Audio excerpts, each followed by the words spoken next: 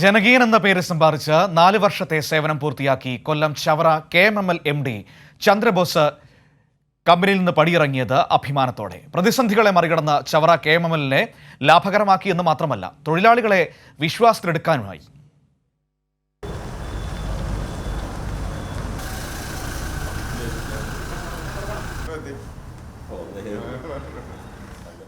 മരുന്നിനു പോലും സമരങ്ങളില്ലാത്ത 4 വർഷം കടന്നുപോയി. ഒരു പൊതുമേഖലാ സ്ഥാപനത്തെ കടുത്ത പ്രതിസന്ധിയിൽ നിന്ന് കരകയറ്റുക അസാധ്യം. പക്ഷേ ഇടതുപക്ഷ സർക്കാർ നയം പിന്തുടർന്ന് KMML MD ചന്ദ്രബോസ് കമ്പനിയെ കരകയറ്റി. വെല്ലുവിളിയായിരുന്ന കരിമണൽ ഖനനം മുതൽ പ്രാദേശിക പ്രശ്നങ്ങൾ വരെ പരിഹരിച്ച് അതിവിദഗ്ധമായി മുന്നേറി. നാട്ടുകാരെയും ഒപ്പം കൂട്ടി. വളരെ ലഘുവായ ചെറിയ തരത്തിലുള്ള ഒരു കമ്പനിയെ സിൽക്കിൽ നിന്ന് ഇവിടെ വരുമ്പോൾ ഒരു തരത്തിൽ പറഞ്ഞ വലിയ പ്രശ്നങ്ങളുടെ നടുവിലേക്കാണ് വന്നത്. പക്ഷേ എന്തുകൊണ്ടോ 4 വർഷവും കമ്പനിയെ വളരെ ലാഭത്തിലും അതുപോലെ തന്നെ ഇവിടെ ഉണ്ടായിരുന്ന വലിയ പ്രശ്നങ്ങൾക്കൊരു പരിധിവരെ പരിഹാരം കാണാനും സാധിച്ചു എന്നുള്ളതാണ്. ഈ ചുറ്റുമുള്ള ആൾക്കാരെ ചേർത്ത് പിടിക്കുക എന്നുള്ള ഒരു മഹാദൗത്യമാണ് ഞാൻ ആദ്യം ഏറ്റെടുത്തത്.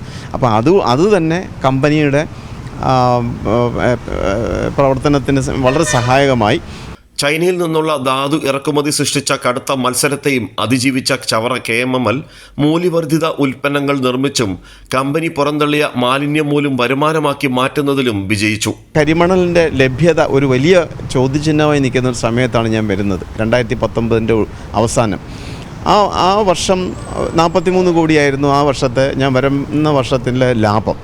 അത് പിന്നീട് അടുത്ത വർഷത്തിൽ അത് 123 കോടിയായും പിന്നെ അത് 300 കോടിയായും ഒക്കെ ഉയർത്താൻ കഴിഞ്ഞു. പിന്നെ അതിനുശേഷം അത് 106 കോടിയിലേക്ക് പോയി.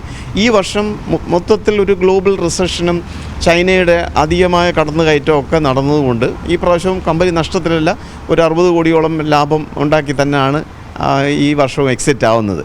ചാന്ദ്രയാൻ ദൗത്യത്തിലും KMML വഹിച്ച പങ്കും പ്രശംസനീയമായി.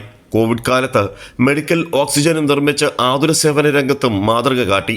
കമ്പനിയിലെ തരിശിടങ്ങളിൽ പച്ചക്കറി കൃഷിയും സാധ്യമാക്കി. തങ്ങളുടെ ബോസായ ചന്ദ്രബോസിന്റെ സ്ഥലമാറ്റം സഹപ്രവർത്തകരും തൊഴിലാളികളും പ്രതീക്ഷിച്ചിരുന്നില്ല.